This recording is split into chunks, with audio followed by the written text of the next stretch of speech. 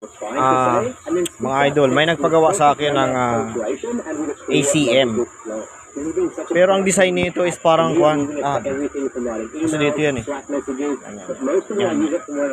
Ang design nito ay parang design ng Beta 3. Ito ACM yan. Yung Beta 3 kasi magkarugtong yung saka yung app. So, yung Beta 3 transformer type. Transformer type din yan ACM. So, ganun din yung Beta 3. Gumamit siya ng regulator, may regulated siya rito, positive, negative. Ang ano lang nito is dalawang output. So yung Beta 3 kasi isa lang, tapos tweeter na, ganito rin yun, may tweeter na.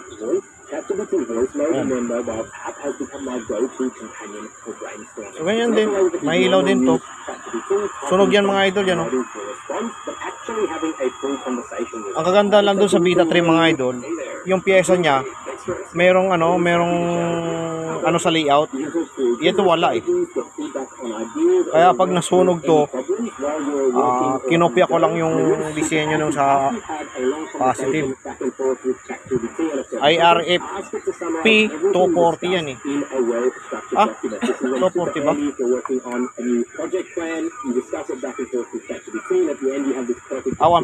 IRP 150. Ganon din dito sa kabila. So yan ang ACM. May ilaw din siya. Pero maganda to, repairable. Kaya nga lang, pag nasunog mga idol, diba? Mahirap hanapan ng value ng pyesa. Repairing yan mga idol. Astig yan. Sa 5 daw po, pag nilipat-lipatin daw to,